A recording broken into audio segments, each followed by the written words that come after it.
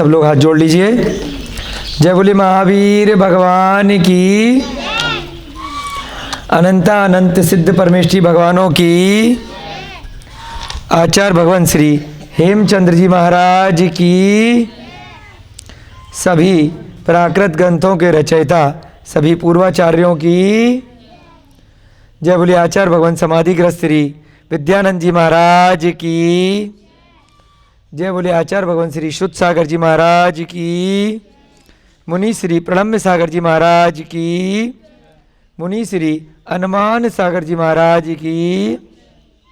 सभी ज्ञानदानम गुरुकुल के नन्हे मुन्ने बच्चे, सभी सहपाठीगण, सभी छात्र छात्राएं, अध्यापक अध्यापिकाएं एवं अन्य सभी प्राकृत का स्वाध्याय कर रहे, नित्य प्रति प्राकृत को सीख रहे, श्रवण कर रहे सभी धर्म प्रेमी हिंदुओं सभी को जय जिनेन्द्र, जय दू जड़ंदो। ये ऊपर से मिटा दो या बोर्ड घुमा लो, दूसरी तरफ लिख लेंगे हम। पाठ 38 अब हम आज शुरू करेंगे। समण सूक्त की गाथा इसके बाद लिखेंगे, पहले व्याकरण करेंगे थोड़ी देर। जो हरी वाली आपकी पुस्तक है प्राकृत रचना सौरभ, उसमें पाठ 37 तक कल आपको करा दिया था। उसका होमवर्क भी गृह कार्य के लिए आपको मिल गया था। संभवतः जितने भी बच्चे हैं सबने कर लिया होगा। जिनको कोई दिक्कत आ रही है तो अभी भी पूछ सकते हैं और कक्षा के बाद भी शंका का समाधान अलग से कर सकते हैं। और कक्षा शुरू होने से पहले भी जब भी हम फ्री मिलते हों उस समय भी जो भी होमवर्क दिया गया है उसको पूछ सकते हैं। ठीक है। मिथिलेश कॉपी कहाँ बेटा? मिथिलेश के यहाँ। ठीक है, रोज आया करो है क्लास में। इसका फॉर्म भरवा दिया था, मिथिलेश का फॉर्म भरा है बेटा। सब बच्चे पेपर दे रहे हैं है ना, तुम भी अपना पेपर देना है ना, पूरी तैयारी करो। और थोड़ा कॉपी लेकर के दूर दूर बैठो। राधा रानी दूर बैठो, आगे बातचीत नहीं करना कोई भी है। हाँ आगे बैठो तुम। आज हम अभी तक हमने पुल्लिंग संज्ञा शब्द की लिस्ट बनाई थी। पुल्लिंग में और नपुंसक लिंग में हमें थोड़ा सा अभ्यास करने की जरूरत होती है कि कौन सा शब्द पुल्लिंग का है, कौन सा शब्द नपुंसक लिंग का है। परंतु स्त्रीलिंग में बहुत आसान है। स्त्रीलिंग में जो प्राकृत के शब्दों की आकारांत में लिस्ट है, तो पहले आपको बताया था कि ना तो पुल्लिंग में आकारांत होते हैं और ना नपुंसक लिंग में होते हैं। जैसे इसका नाम है राधा, तो राधा अगर प्राकृत का शब्द होता तो स्त्रीलिंग में ही आएगा। परीक्षा है ना, शिखा और क्या इशिता, बहुत सारे ऐसे नाम हैं, तो ये सब स्त्रीलिंग में ही बाय डिफॉल्ट आएंगे। तो बड़ा आसान है। तो आज हम आकारांत संज्ञा शब्दों की छोटी सी एक लिस्ट बनाएंगे और उनका प्राकृत का अनुवाद देखेंगे। यहां पर ध्यान देना है आपको कि हिंदी में भले ही आ रहा है या आ रहा है उससे मतलब नहीं है। प्राकृत में आना चाहिए अंत में, क्योंकि जो संज्ञा शब्द की लिस्ट है वो प्राकृत के हिसाब से है, हिंदी या अन्य भाषा के हिसाब से नहीं है। ऊपर लिख लीजिए भैया पाठ 38।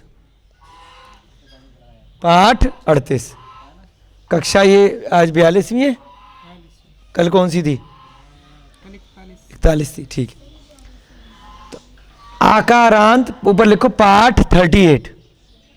हाँ भैया इधर कर लो, संकल्प जी इधर ध्यान दो। हाँ चुप। पाठ 38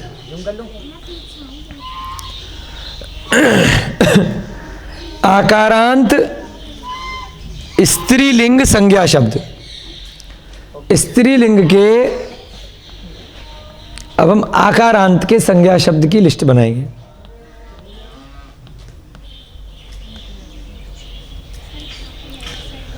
आकारांत स्त्रीलिंग संज्ञा शब्द।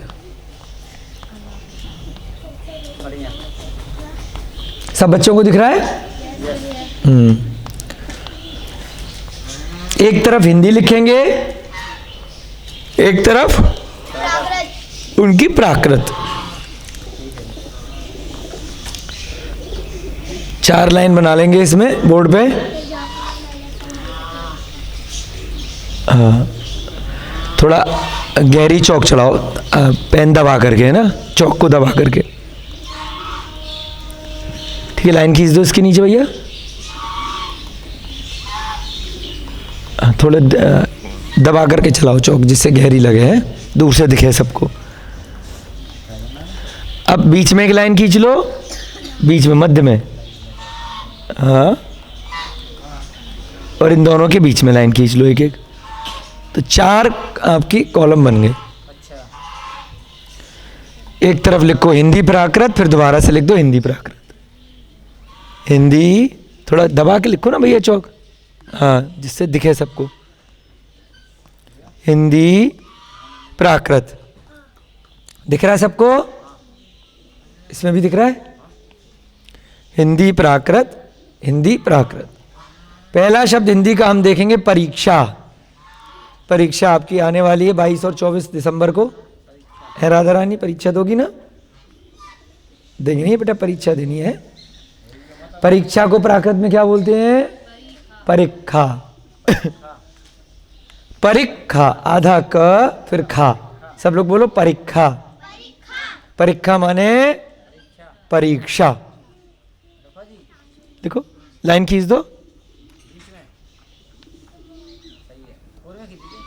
कोई बात। परीक्षा की प्राकृत है परीक्षा।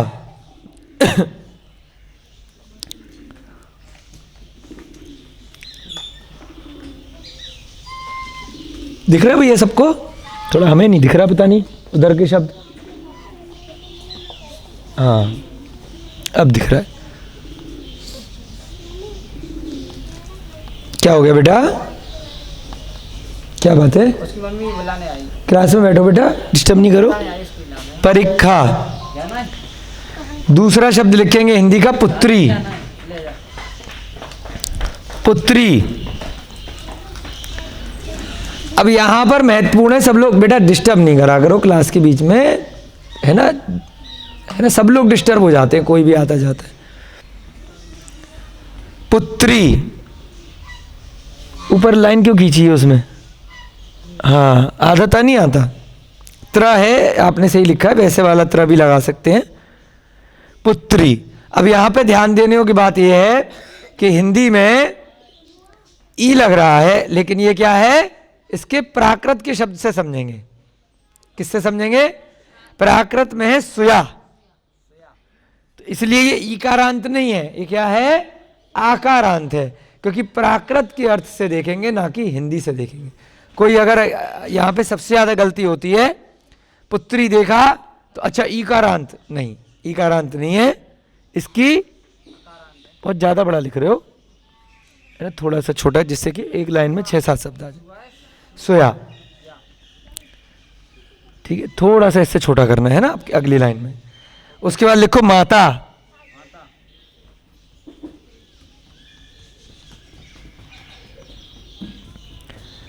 माता, माता की क्या है प्राकृत? माया। एक जो मोह माया होता है वो हिंदी का अलग शब्द है, यहां माया प्राकृत का शब्द है, जिसका अर्थ क्या है? माता, मां। उसके बाद है आज्ञा। आज्ञा, ज्ञा को कई लोग जिया भी बोलते हैं, पुराने लोग तो जिया भी बोल सकते हैं, आज्ञा, दोनों तरह से, इसलिए हम बता देते हैं। आज्ञा के लिए क्या है? प्राकृत में आड़ा। अड़ा का ना भी हो जाता है, जा भी हो जाता है, ज्ञा भी बन जाता है कई बार। आड़ा, आड़ा माने आज्ञा। दया, हिंदी में शब्द है दया, ब्रैकेट में हिंदी में करुणा भी कहते हैं, दोनों एक ही बात है। करुणा शब्द भी हिंदी में बहुत बार प्रयोग में आता है, और दया को ही करुणा कहते हैं, पर्यायवाची मान लीजिए, ब्रैकेट में लिख लो। इसका प्राकृत में शब्द है करुणा। करुणा प्राकृत में भी होता है, हिंदी में भी होता है, और उसका पर्यायवाची है दया। धम्मो मूलो दया, दया भी प्राकृत में भी आता है, दोनों तरह से हम यूज में ला सकते हैं।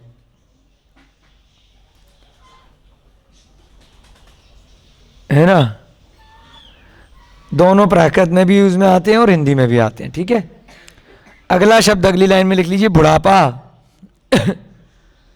जन्म जरा मृत्यु बोलते हैं ना, जरा माने बुढ़ापा, तो जरा प्राकृत का शब्द है, बुढ़ापा। जरा माने बुढ़ापा। अब यहां बहुत सारे शब्द ऐसे हैं जो हिंदी में भी आका डंडा आ रहा है, उसका मतलब ये नहीं है कि आकारांत है, उसकी प्राकृत हमें देखनी है कि प्राकृत में भी अगर आका डंडा अंत वाले अक्षर में आ रहा है तो वह आकारांत है, नहीं तो हिंदी से नहीं लगाएंगे। बुढ़ापे की लिखो जरा, जरा माने बुढ़ापा।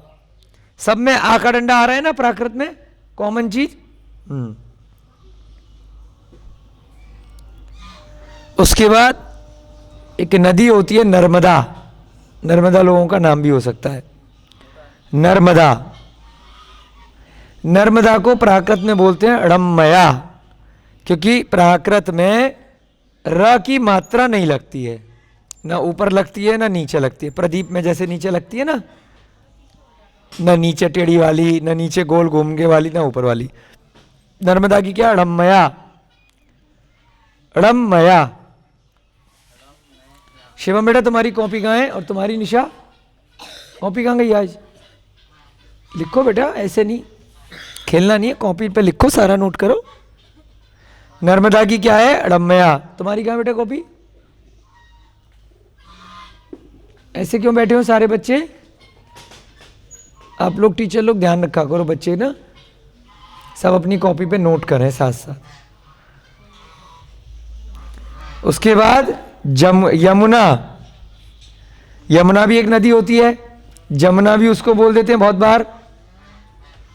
इसकी प्राकृत क्या है, जौड़ा।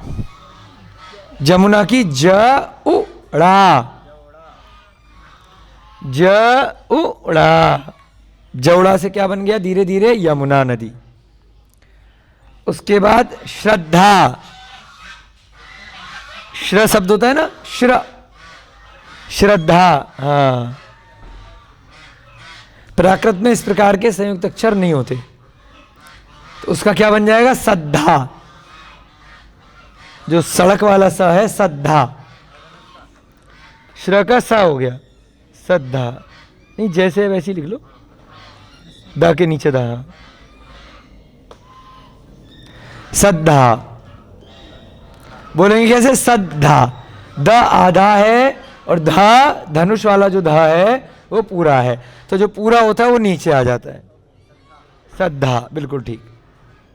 एक आखिरी शब्द और लिखेंगे आज, सायकाल। सायकाल, शाम हो जाती है ना, शाम हो जाती है, संध्या। सायकाल ब्रैकेट में संध्या, सायकाल। सा पे आका डंडा आएगा, हाँ, साय ऊपर बिंदी आएगी। सायकाल ब्रैकेट में लिख लो, संध्या, ब्रैकेट में संध्या। संध्या को भी सायकाल बोलते हैं ना, शाम हो जाती है, शाम, संध्या, सायकाल, संध्या। बिल्कुल ठीक, ब्रैकेट में कर दो इसको। प्राकृत में क्या बनेगा, संध्या का संझा। संझा हो गई, सांझ हो गई, संझा भी बोलते हैं बहुत लोग, संझा हो गई, संझा है ना, संझा, दिन छिपने को संझा। बिल्कुल ठीक, संझा से धीरे धीरे अब क्या हो गया, वर्तमान में संध्या बन गया। ठीक है, और उसी को सायकाल बोलते हैं। ठीक है, चलो, शब्द तो और भी लिखवाने हैं, लेकिन आप लोगों ने आज कक्षा लेट शुरू करी, कल से थोड़ा जल्दी बैठना, तो इसलिए इतने ही याद छोड़ेंगे। सभी लोग नोट कर लीजिए। ठीक है, और अब हम क्या पढ़ेंगे आज, गाथाएं आगे करेंगे। ठीक है, चलो जल्दी से नोट कर लीजिए, फिर अभी रुक करके 2 मिनट भैया जी बोर्ड को घुमा देंगे, और फिर अभी नोट कर रहे हैं कई बच्चे, फिर हम समण सुत्त वाली गाथाएं पढ़ेंगे। आज प्रातःकाल में भी इसका उल्लेख आया था कि समण सुत्त जो ग्रंथ है, अलग से भी ये ग्रंथ कल शारदाम्मा जी ने दिया है, 100 से ऊपर इसमें गाथाएं हैं। तो वह ग्रंथ मूल रूप से विनोबा भावे जी के समय में संकलन किया गया या उन्होंने इस ग्रंथ से पढ़ा, ऐसा कुछ उल्लेख उसमें आया है, जिसको देख करके, जिसको पढ़ करके विनोबा भावे जी ने समाधि मरण जैसा कदम उठाया। जैन नहीं थे वो, उसके बाद भी जैन धर्म को अंगीकार किया। इतने मूलभूत सूत्रों को पढ़कर उनकी आत्मा हिल गई। उसके बाद उन्होंने संसार से मोह त्याग दिया और इतने बड़े व्यक्ति होकर भी, बहुत बड़े आंदोलनकारी होकर भी राष्ट्र नेता, राष्ट्र संत बने है ना। तो उनका उल्लेख आता है। चलिए, कहाँ तक हो गया भैया? नोट कर लिए सब बच्चों ने? ठीक। हाँ निशा जी लिखो लो। कल हमने 7 गाथाएं कर ली थी, है ना। वो वाली निकाल लो, 8वें नंबर की गाथा। समण सुत्तम में हम 8वें नंबर की गाथा अब करेंगे।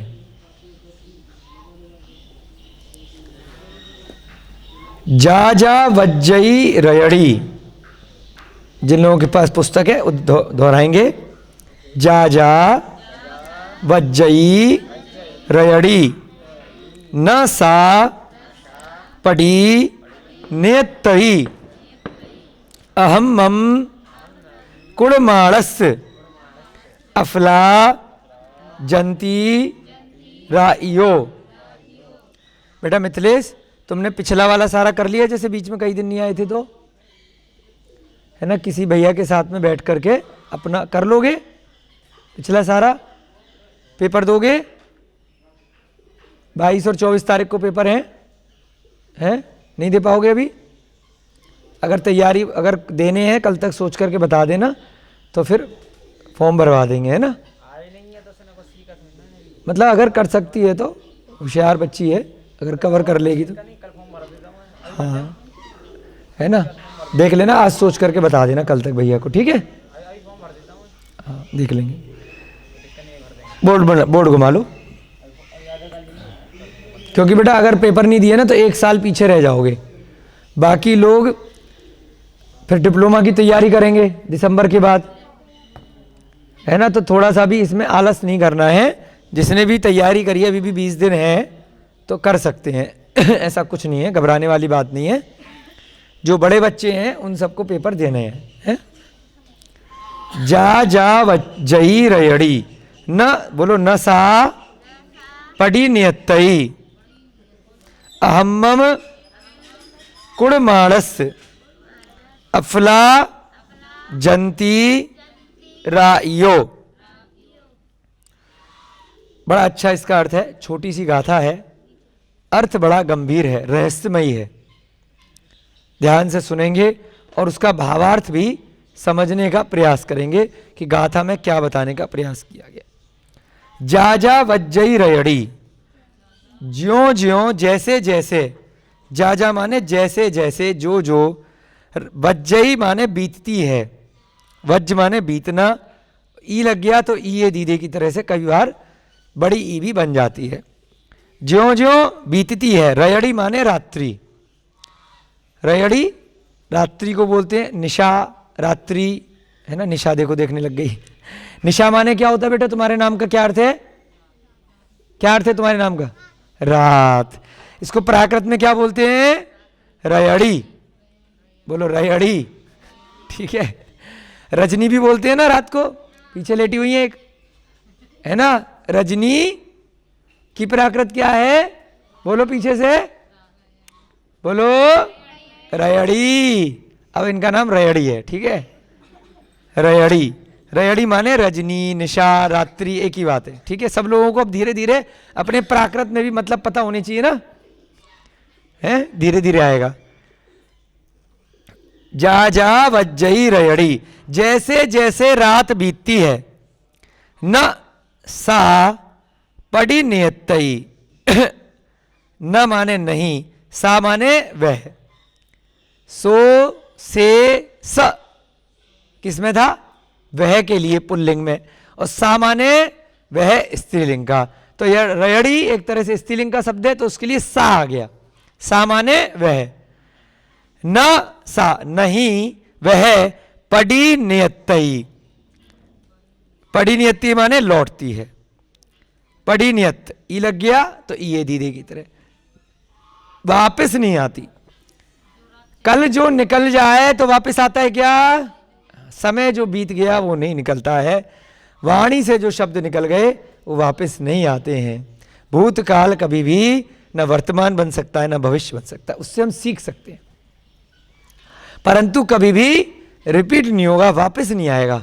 हम उस समय में वापस नहीं आ सकते, चाहे 1 घंटा पहले का भी समय जो निकला है, 1 मिनट पहले का भी, क्या वापस आएगा? है संकल्प भैया जी?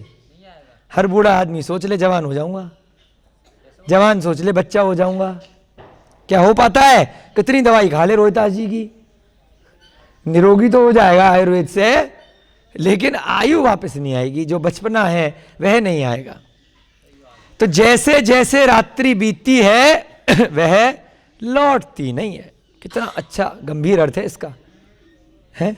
जो समय चला गया वो चला गया।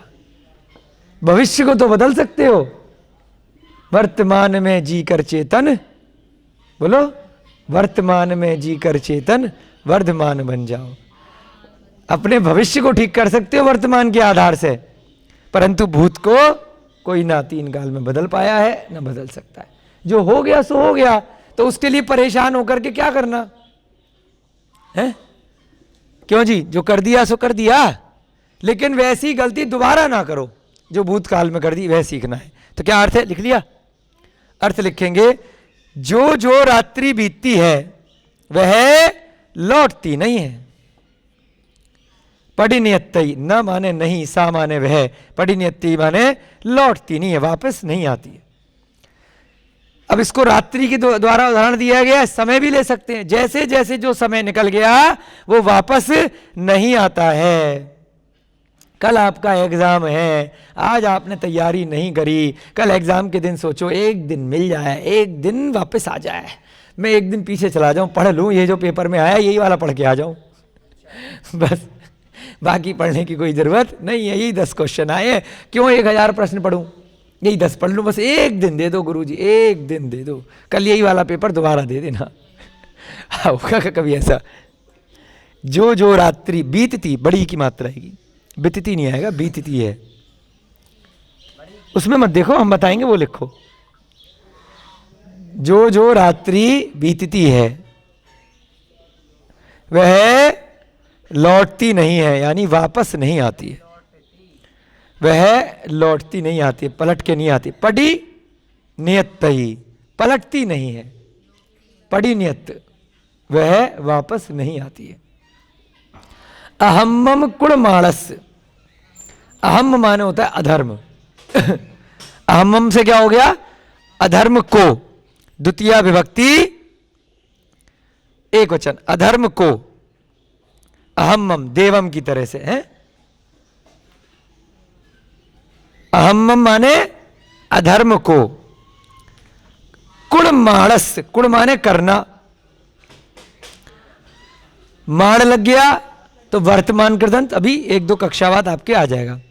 माण लगाते हैं करने के लिए, करते हुए। एक तो होता है संबंधक भूत कृदंत, जिसमें हमने क्या पढ़ा था? ऊड़ उड़म दूड़ दूड़म, और माण किसमें लगता है? हुए के लिए, वर्तमान कृदंत, यानी वर्तमान में कोई चीज कर रहे हैं, वर्तमान कृदंत। यानी कि अधर्म करते हुए, अफला माने असफल, अधर्म करते हुए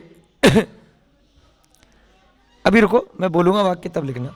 अफला जंती राइयो, यानी कि असफल होती हैं, जंती माने अंती लग गया जा के आगे, तो जाती हैं, असफल हो जाती हैं रात्रियां। राइयो माने भी रात्रियां ही होगा, है ना? जैसे हमने कहा ओ लगाया था, कहा ओ स्त्रीलिंग के रूप बनाए थे ना, प्रथमा विभक्ति बहुवचन में, कहा हो, यानी कि बहुवचन के लिए। तो क्या हो गया? बहुत सारी रातें। ऐसे ही एक रात जो निकल गई वो कभी वापस नहीं आएगी, और अधर्म करते हुए व्यक्ति की न जाने ऐसे कितनी रात्रियां असफल हो जाती हैं, उनका कोई भी अच्छा फल प्राप्त नहीं हो पाता। अधर्म करते हुए हाँ, लोगों की,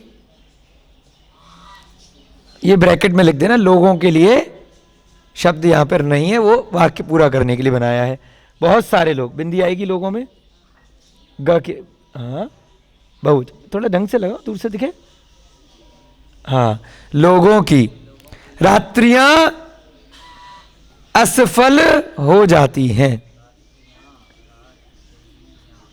रात्रियां, रात्रियां क्यों आया? राइयो बहुवचन, 1/2 कहा ओ। रात्रियां, अफला माने असफल, असफल यानी कि उनका कोई अच्छा फल प्राप्त नहीं होता है। आपने कोई बीज बोया परंतु फसल नहीं हुई तो क्या बोलोगे? असफल। शब्द कैसे बना? असफल का, हाँ फसल आई नहीं तो असफल हो गए, सफल नहीं हुई। काम जो किया उसका रिजल्ट नहीं आया जो इच्छित हमारी आकांक्षा थी कि ये इससे हमें प्राप्त होगा। तो अब क्या हो गए? क्योंकि अधर्म का कोई फल तो है, अच्छा फल तो है नहीं, असफल, उल्टा फल मिल गया, विपरीत फल मिल गया। लगाने बैठे थे आम और गलती से लगा दिया बबूल का, तो बबूल मिलेगा। असफल, असफल क्यों बोला? कि जिस चीज की इच्छा थी वह नहीं मिला। तो अब क्या बताया इससे? हमने काम क्या किया है उसी का फल हमें प्राप्त होगा। हम बाद में कितना भी रोए पीटे चिल्लाएं कि हमारे साथ इतना बुरा क्यों हुआ, क्योंकि जो काम किया था वो वाला फल मिल गया है। आपने गलत फहमी पाल ली थी कि गलत काम का अच्छा नतीजा,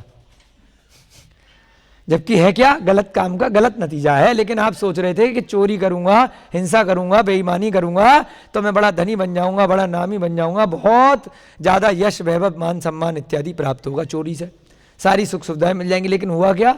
उसका फल तो बेटा बुरा ही मिलेगा। लेकिन अभी हमें लगेगा कि असफल हो गए। वो फल जो है वो अपनी जगह फल सही है, जो बोया था वही मिला है, परंतु हमने सोचा कुछ और था, इसलिए हमारी दृष्टि के हिसाब से हम असफल हैं। कभी भी कर्म फेल नहीं होते हैं। आपने गलती से बबूल के या नीम के बीज को आम का बीज समझ लिया था, गलती आपकी है, बीज तो सही लगा है, वो तो अपना फल सही दे रहा है। लेकिन हम सोच रहे हैं अरे मैंने तो आम सोचा था मैंने तो इस काम से बड़ी खुशी सोची थी, बड़ी प्रसन्नता सोची थी, मिल कुछ और रहा है उल्टा। क्यों? अरे मैं तो असफल हो गया। अब पढ़े नहीं थे तो एग्जाम में फेल हो गए।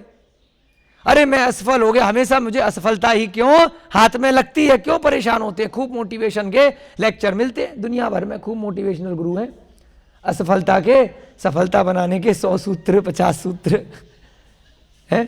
जैसा काम करोगे उसी की सफलता मिल रही, असफल कोई भी नहीं है। इन ग्रंथों को अगर डिटेल में पढ़ोगे तो कभी भी जो किया था उसका फल मिला है।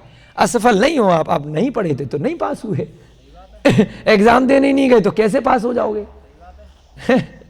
फिर कहोगे असफल हो गए, असफल हो गए। अरे फल हमेशा सही होते हैं, जो कार्य किया जाता है उसके अनुरूप होते हैं। कर्म कभी भी फेल नहीं होते। जज फेल हो जाएगा, जो न्यायाधीश बैठा है किसी ने झूठ सच बोल दिया, मूर्ख बना दिया, लेकिन कर्म के हिसाब से जेल आपको होगी होगी। फिर कहते फिरोगे मैंने तो कुछ नहीं किया, मुझे तो बेईमानी से झूठ में फंसाया गया। बेटा पहले दूसरे कत्ल करके आए थे, ये वाला नहीं किया होगा जिसके लिए अल्लाह काट रहे कि मैंने नहीं मारा, 10 लोग गवाह इकट्ठे कर दिए, लेकिन तुझे जेल हुई है। भले ही न्यायाधीश से गलती हुई है लेकिन कर्मों से गलती नहीं हुई, तूने कहीं और किसी के साथ बुरा किया होगा तो इसलिए तुझे उसका फल प्राप्त हुआ ही हुआ है। कर्म कभी भी असफल नहीं होते हैं। हमारी दृष्टि असफल हो सकती है कि हम सोच रहे हैं कि हमें जैसी इच्छित उम्मीद थी वैसी प्राप्त नहीं हुई। इतनी छोटी सी गाथा का बहुत ही गंभीर अर्थ है।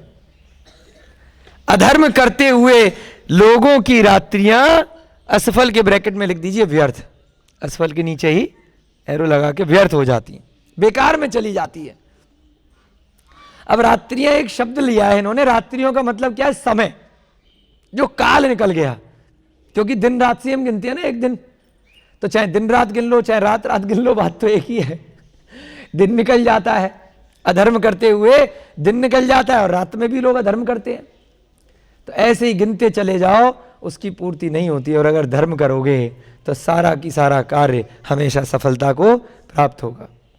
ठीक है, 8वें नंबर की गाथा हो गई। अर्थ भी हमें समझने, भावार्थ भी, इसीलिए थोड़ा सा डिटेल में अपने मन के भावों को आप सब बच्चों के समक्ष रखते हैं, क्योंकि इन गाथाओं का अर्थ केवल प्राकृत सीखने के अलावा इनके अंदर जो अंतर्निहित भाव है, जो रीड बिटवीन द लाइन बोलते हैं ना, कि एक लाइन के अंदर जो छुपा हुआ रहस्यमयी जो शब्द है, उसके जो भाव हैं, वह सीखना हमारा उद्देश्य है। एक एक दो दो लाइन के सूत्रों में आचार्य महाराजों ने पूरे के पूरे ग्रंथों की रचना कर डाली है। 4 पेज में 100 सूत्र हो जाते हैं समण सूत्र के, 100 सवा 100 सूत्र 5 पेज में। 5 पेज में इतने मोटे मोटे ग्रंथ हो गए हैं, कहां से हो गए? क्योंकि एक लाइन का एक अर्थ हो गया, बात खत्म हो गई। उसका गहन अर्थ समझना है, रहस्य समझना है, जीवन में चरितार्थ करना है, उसको उतारने का प्रयास करना है। अभी आप व्याकरण और गाथाएं सीख रहे हैं, इस कोर्स के माध्यम से आपका जीवन में जो परिवर्तन आएगा, आपको 1 महीने बाद खुद स्वतः पता चल जाएगा कि क्या हमने रहस्यमय गूढ़ विषय पूरे संसार में इतने इतने बड़े बड़े ग्रंथ पढ़ लिए, इतने इतने टीवी पे, यहाँ वहाँ मोबाइल पे सब चीज़ें देख ली, सुन ली, परिवारी जनों से सुन लिया, लेकिन यहाँ जो गाथाओं का भावार्थ आप सुन रहे हैं, वैसा जीवन में जरूरी नहीं है आपने पहले कभी सुना हो, समझा हो और मन में उसका चिंतन मनन किया हो। यहाँ पर हमारे दोनों पर्पज चरितार्थ हो रहे हैं, आप लोगों को बहुत ध्यान से सुनना है। अगली गाथा लिखेंगे, जो सहस्रम सहस्राणम, बहुत जबरदस्त गाथा है, हमारी वन ऑफ द फेवरेट गाथा है। हाँ, अगली गाथा ऊपर का मिटाना खाली, अभी बहुत जबरदस्त गाथा है। जो भी लोग यहाँ पर सुन रहे हो, बहुत ध्यान से सुनना। यहाँ बैठे हुए प्रत्यक्ष रूप से, अप्रत्यक्ष रूप से जो भी लोग इसको सुन रहे हैं, वीडियो के माध्यम से, रिकॉर्डिंग के माध्यम से, या बाकी जो भी स्पीकर वगैरह हैं उसके माध्यम से, बहुत ध्यान से सुनना इस गाथा का महत्व। न जीवन आपका बदल दे अगर आपने इसके ऊपर 2 मिनट चिंतन अगर कर लिया तो, गारंटी है। संकल्प जी, बहुत जबरदस्त गाथा आने वाली है। अगर इस गाथा को 5 मिनट 10 मिनट किसी ने ध्यान कर लिया, उसके बाद कब वो संसार से विरक्त हो जाए कुछ कहा नहीं जा सकता। बहुत वैराग्यवर्धनी ये गाथा है और बहुत सरल शब्दों में आचार्य महाराज ने लिखी है ना। रोहिता जी थोड़ा ऐसे लिखना कि सब लोगों को दिखाई दे। जो सहस्रम सहस्राणम, बोलो, संगामे दुज्जये जिड़े। दोबारा बोलेंगे, जो सहस्रम सहस्राणम, बहुत सुंदर शब्दों का प्रयोग किया है। जो सहस्रम सहस्राणम संगामे दुज्जये जिड़े, एगम जिड़ेज अप्पाणम, एगम जिड़ेज अप्पाणम, एस से परमो जयो। गजब, हिला के रख दोगे अगर समझ लिया इसका अर्थ। जो माने जो भी व्यक्ति, जो अभी भी प्राकृत का शब्द हम प्रयोग करते हैं हिंदी में बहुत बार, इसका मूल शब्द होता है ज। क्या होता है? लेकिन प्रथमा विभक्ति एक वचन में देवों की तरह से जब रूप बनाते हैं तो जो हो जाता है। जो कैसे बना? क्यों बोलते हैं ना जो, क्यों रोहिता जी जो शब्द बोलते हैं हिंदी में, कैसे बना जो? जक पे ओ की मात्रा लगा दी देवों की तरह से, प्रथमा विभक्ति एक वचन में, तो ज का क्या बन गया? जो सहस्रम सहस्राणम, यानी कि सहस्राणम सहस्र हजारों, और सहस्रम सहस्राणम हजारों से हजारों को जीतता है। कितना सुंदर अर्थ है। सहस्रम माने हजारों को, देवम की तरह से, द्वितीय विभक्ति एक वचन। सहस्राणम हजारों के द्वारा, यानी कि कोई युद्ध लड़ने गया, चाहे घर गृहस्थी का युद्ध लड़ लो या राजा महाराजा का युद्ध लड़ लो, या हिंदुस्तान पाकिस्तान की सेनाएं लड़ रही हैं, हजारों की इधर है और हजारों की उधर है। हजारों की सेना लेकर के गए और हजारों की सेना से खूब लड़ाई कर ली।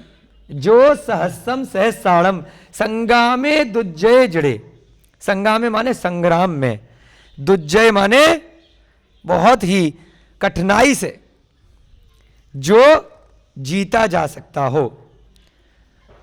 दुर्जय बहुत ही दुर्जय है, जिसको जीतना बड़ा मुश्किल है।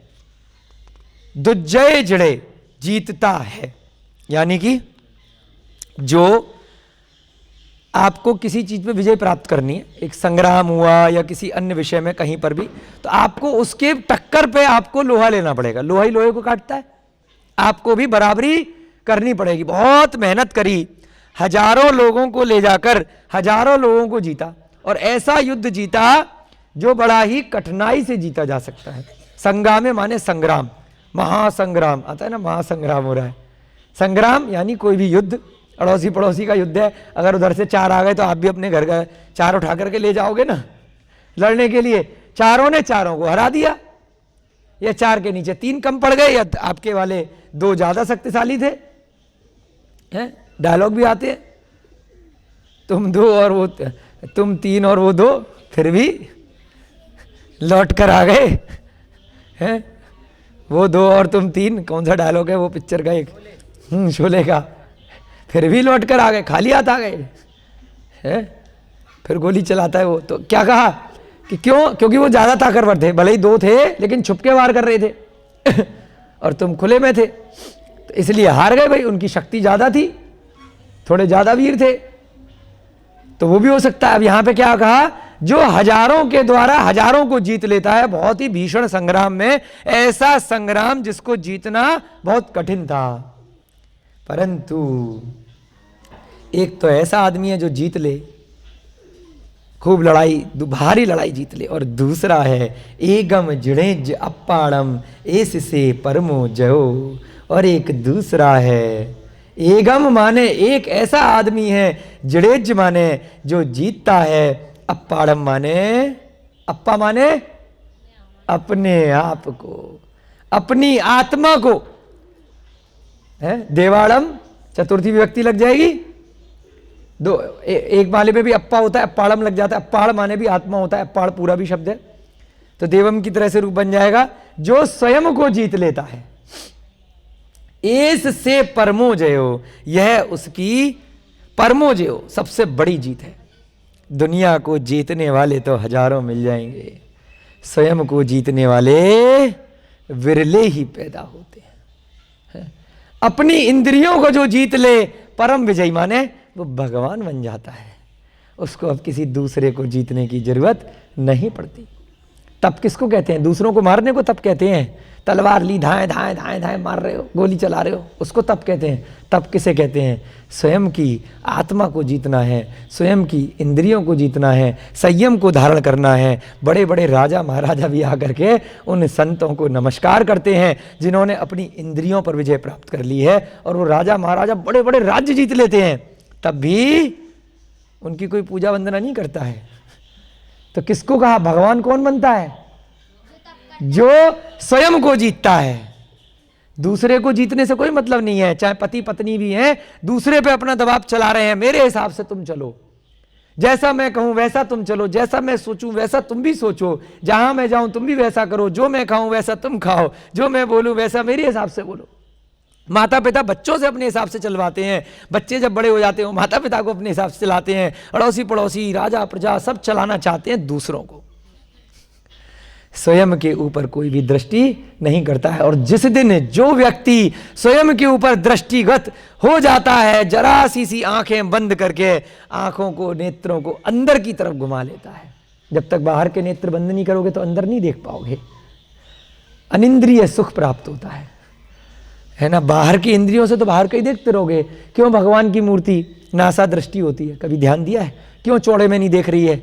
आओ कौन मेरी पूजा कर रहा है, कौन मुझे फल चढ़ा रहा है, कौन मेरा अभिषेक कर रहा है, क्यों बंद प्राय होती है? नासा दृष्टि न देख रही है न बंद है। क्यों? अपनी आत्मा को देख रही है, अपने आप को देख रही है, बस भगवान होकर भी अपने को देख रहे हैं। तो हम अगर भगवान बनने का प्रयास करना चाहें, इस गाथा को बस जीवन भर के लिए पकड़ के बैठ जाए।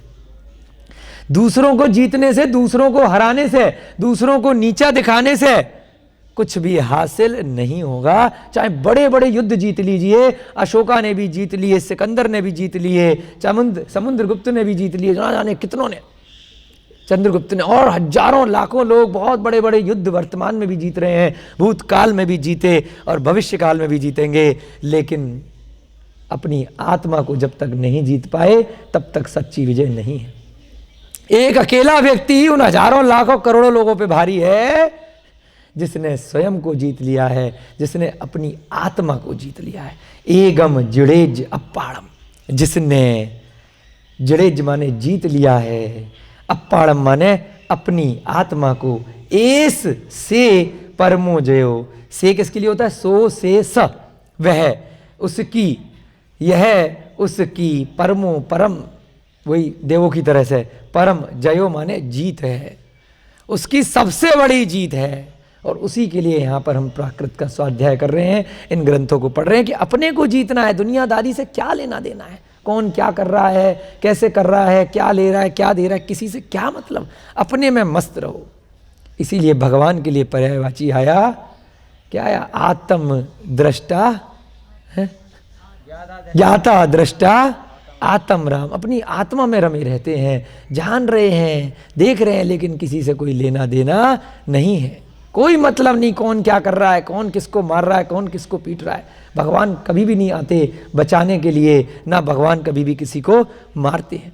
सच्चा अर्थ है जिनेंद्र भगवान का। यहाँ पर कई जगह आता है ना कि भगवान संहार करने आएंगे, भगवान पालनहार करेंगे, भगवान आपको पैदा करेंगे, भगवान ही आपको मारेंगे, तो भाई बाकियों को क्यों जिंदा कर रहे हैं? किसी से दुश्मनी है, किसी से प्रेम है, भगवान के लिए तो सब बराबर है। भगवान के लिए केवल उनकी जो पूजा करे वही उसका है क्या? नहीं।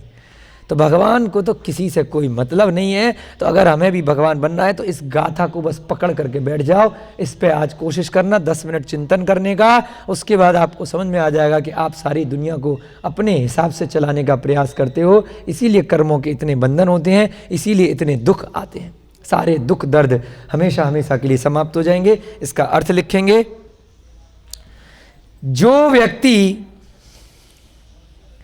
अब यहां पे व्यक्ति हिडन है, व्यक्ति के लिए कोई शब्द नहीं है, या व्यक्ति ना भी लगाओ, जो लोग या जो दुर्जय जड़े, दुर्जय माने जो दुर्जय है, बहुत कठिन है, जो व्यक्ति कठिनाई से जीते जाने वाले, जो व्यक्ति कठिनाई से जीते जाने वाले, इसके ब्रैकेट में लिखेंगे दुर्जय यानी दुर्जय। उसके लिए पूरा हिंदी बनाइए, कठिनाई, बहुत कठिन है कोई संग्राम को जीतना, बहुत कठिनाई से जीते जाने वाले, ब्रैकेट में लिखेंगे दुर्जेय, जीते जाने वाले। दुर्जय माने दुर्जेय, यानी कि बहुत कठिन है, जीता जा सकता है लेकिन आसान नहीं है। एक होता है अजय, अजय का मतलब जीता ही नहीं जा सकता, मूल शब्द अजय था, लोगों ने उसको अजय बना लिया, अजय लिखते हैं लोग, कई लोग आज भी, जिसको जीता नहीं जा सकता अजय। दुर्जय का मतलब बहुत कठिनाई से जिसको जीता जाए, उससे बन गया दुर्जय। जो व्यक्ति कठिनाई से जीते जाने वाले, संग्रामे माने संग्राम में, देवी की तरह से सप्तमी विभक्ति एक वचन लगाया यहां पर, संग्रामे, कठिनाई से जीते जाने वाले संग्राम में, सहस्रम सहस्राणम, हजारों को हजारों के द्वारा, द्वारा कैसे लगा? आड़म, देवाड़म की तरह, है ना? देखना बेटा, फोन देखना। सहस्राणम, हजारों को, हजारों के द्वारा,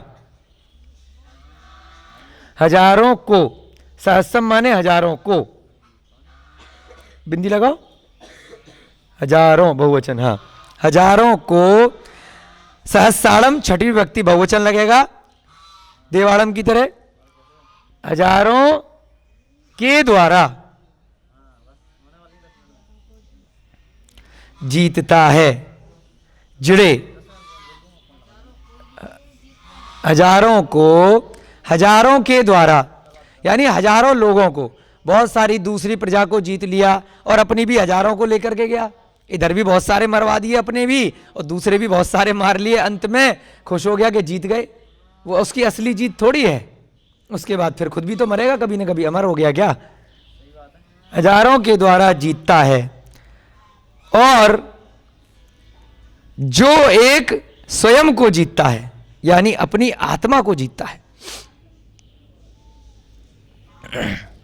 और जो एक स्वयं को, ब्रैकेट में अपनी आत्मा को, अब पाड़म माने आत्मा भी होता है और स्वयं भी होता है। स्व का मतलब क्या है? आत्मा को ही स्व बोलते हैं जैन धर्म में। असली मतलब स्व का मतलब ये नहीं है कि शरीर, शरीर तो पर है। स्व पर का भेद विज्ञान, स्व माने आत्मा, पर माने शरीर, इन दोनों में फर्क है, भेद है, बीच में गैप है, उसी को पकड़ना है। अपनी आत्मा को और जो एक स्वयं को यानी कि अपनी आत्मा को जुड़ेज माने जीतता है,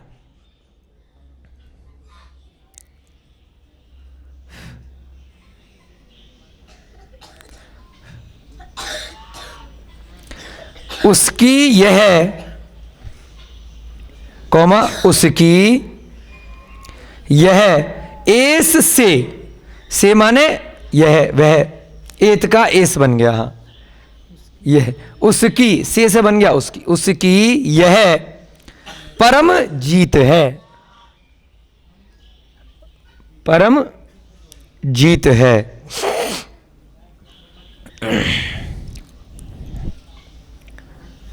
परम जीत है ब्रैकेट में, अर्थात स्व पर का जो भेद विज्ञान है, स्व माने आत्मा और पर माने जो उसकी शरीर है। स्व पर विजय है, स्व के आगे माइनस वाला साइन लगा दो, स्व पर, स्व और पर के बीच में, हाँ माइनस वाला साइन जो होता है, हाँ थोड़ा बड़ा लिखो दूर। स्व पर विजय है स्व पर की, हाँ मतलब भेद विज्ञान के लिए स्व पर बोलते हैं। स्व माने आत्मा, पर माने दूसरा, स्व माने अपना, विजय, जीत वहां लिख लिया, इसका पर्यायवाची लिख दो। स्व पर की विजय है, ब्रैकेट क्लोज। यानी कि जो भेद विज्ञान को समझ गया, जो अपनी आत्मा को समझ गया, पांचों इंद्रियों से विरक्त हो गया और अपनी आत्मा को धीरे धीरे करके जीत लिया, कहने का तात्पर्य यह है कि वह अरिहंत बन गया। जिसने स्व पर को जीत लिया तो वह भगवान बन गया। अब भगवान के सामने जो हजारों हजारों ले जाकर लड़ रहे हैं, तो वह ज्यादा बड़े हैं या भगवान बड़े हैं? बताओ, भगवान बनना आसान है कि हजारों लोगों को ले जाके हजारों लोगों को हराना ज्यादा आसान है? बताओ, सोच करके बताओ अपने अपने विवेक से। हम ये पूछ रहे हैं कि अपने ऊपर संयम करो, कंट्रोल करो, गिने चुने जो अपने स्वाध्याय में नियम बताए हैं उनका अनुसरण करो और अकेले में रह करके मस्त होकर के भगवान बन जाओ।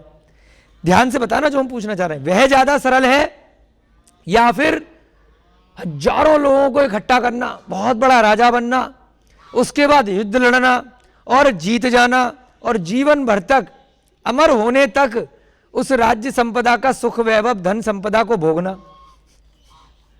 वो ज्यादा आसान है या अपने ऊपर कंट्रोल करके भगवान बनना ना ज्यादा आसान है? ताली बजाओ मिथिलेश के लिए जो सुनना चाह रहे थे। लेकिन लोग करते हैं क्या? दुनियादारी में लगे हुए हैं। सारी दुनिया भगवान को पूज रही है और भगवान बनना कोई नहीं चाह रहा है, जबकि सबसे आसान काम है। आप किसी भी दिगंबर मुनि के पास चले जाइए, दिखेगा कि इनके पास कुछ है ही नहीं। उनसे ज्यादा सुखी ना इस संसार में कोई है और ना इस संसार के बाद परलोक में कोई होगा। पर भव में भी उनको सुखी सुख मिलने वाला है और इस भव में भी हमें देखने में लग रहा है अरे ये खाते पीते क्या होंगे, ठंड में कपड़े पहनते नहीं है, कितने इनको दुख होंगे, इनके पास मकान नहीं है, इनके पास दुकान नहीं है, इनके बीवी बच्चे नहीं है, कितना हम परेशान हो रहे हैं सोच सोच करके। उनके लिए, हमारे लिए तो कितनी मुश्किलों से एक बीवी इतनी मुश्किल से खाना बनाती है, उनके लिए तो 50 लोग लाइन में खड़े हो जाते हैं आहार देने के लिए कि हमसे ले लो महाराज जी, हमसे ले लो, है उनके पुण्य के कारण, क्योंकि वो चाहते नहीं है। निषेध में आकर्षण होता है, उनको इच्छा ही नहीं है, इसीलिए लाइन लगी हुई है देने वालों की। सो कितना आसान है भगवान बनना। उस मार्ग पर जो चल रहे हैं उनसे ज्यादा सुखी आप उनके साथ में रह करके देखिए कि सारे की सारे आपके दुख दर्द, वर्तमान के आपके जितना भी मनुष्य पर्याय है, आपके संसारी दुख दर्द कहां कोसों किलोमीटर दूर चले जाएंगे, आपको आभास भी नहीं होगा। आप 2-4 दिन किसी महाराज जी के सानिध्य में रह करके देखिए, जो आनंद आएगा और जो आपके अंदर जो वैराग्य आएगा, जो संसार से दूर रहने में जो अच्छा लगेगा। बहुत सारी परीक्षण किए जाते हैं, विपस्सना वगैरह के कोर्स चलते हैं, 10-10 दिन के लिए मोबाइल वोबाइल रखवा करके, मौन व्रत दिलवा करके आश्रम में बंद कर देते हैं। उनकी पूरी क्रियाएं करो, जो लौट करके आते कह रहे क्या आनंद आया, दूसरे जगत में पहुंच गए थे। क्यों? क्योंकि 2-4 दिन तक बीवी बच्चे याद रहते हैं, फिर 5वें दिन से भूल जाते हैं उनके दुख दर्द। उसके बाद जो चौथे दिन से जो वहाँ आनंद आना शुरू होता है, ध्यान लगाते रहो सुबह से शाम तक। फिर जो 11वें दिन आदमी लौट करके आता है इतनी एनर्जी के साथ। क्यों? क्योंकि संसार से दूर हो रहा है, विरक्त हो रहा है उनकी परेशानियों से। उसको लगता है मैं जिन परेशानियों में घिरा हुआ था, जो मुझे परेशान कर रही थी, वो मेरी अपनी है ही नहीं, मैं बेफिजूल में उनकी वजह से परेशान हूँ, 24 घंटे लगा हुआ हूँ, लेना एक ना देना दो। तो दूर रहकर जंगल में जाकर के, एकांत में जाकर के जो आनंद की अनुभूति होती है, वो भीड़ के साथ कभी भी नहीं हो सकती। इसीलिए आप देखेंगे जितने भी महापुरुष संत इत्यादि होते हैं, पहाड़ों पर जाकर के, जंगलों में जाकर के, एकांत में जाकर के, गांवों में जाकर के, तीर्थंकर लेडी से ऐसी गुफाओं में जाकर के ध्यान लगाते हैं। मुनि श्री संतान सागर जी और दुर्लभ सागर जी ने कहा ना, अब रोज कह रहे हैं कि ऐसा आनंद तीर्थंकर लेडी में ध्यान लगाने जैसा पहले कभी नहीं आया। क्यों? एकांत है, ज़्यादा भीड़ से दूर है, नदी के अंदर बैठे हुए, 2-2 दिन तक ध्यान लगा रहे हैं, वहाँ पर कोई नहीं आया डिस्टर्ब करने के लिए। 48-48 घंटे का एक ही मुद्रा में ध्यान लगा रहे हैं महाराज जी। कितना सुंदर वो स्थान। ऐसे ही एकांत में जाकर के जो आनंद आता है वो भीड़ के साथ नहीं आता। यहाँ पर भी इस गाथा के माध्यम से यही बताने का आचार्य महाराज ने अभ्यास किया है, हमारे चिंतन में डालने का प्रयत्न किया है कि हम सभी लोग भी अपने आप को पहचाने। पर को पहचानने में तो न जाने कितनी जिंदगियां निकल गई, ये जिंदगी भी निकल जाएगी और पिछले अनादिकाल से न जाने कितने भव निकल गए। दूसरों में गलतियां निकालते निकालते पूरी जिंदगी निकल जाएगी। अपने आप को पहचानो, अपनी गलतियों से सुधार करो और स्वयं को एक दिन भगवान बनाने का प्रयास करो। इन्हीं भावनाओं के साथ आपकी आज 2 गाथाएं हो गई। बहुत अच्छे से आपने बहुत भावों के साथ से सीखा। आपकी कक्षा का समय हो रहा है। जय बोलिए महावीर भगवान की, जय बोलिए अनंत सिद्ध परमेष्टि भगवानों की, आचार्य भगवान श्री हेमचंद्र जी महाराज की, जय बोलिए महावीर भगवान की, जय बोलिए श्रुत सागर महाराज की, प्रणम्य सागर महाराज की, अनुमान सागर महाराज की, प्राकृत ग्रंथों के रचयिता अनुवाद करता सभी पूर्वाचार्यों की, सभी विद्वानों की, सभी को जय जिनेन्द्र जय।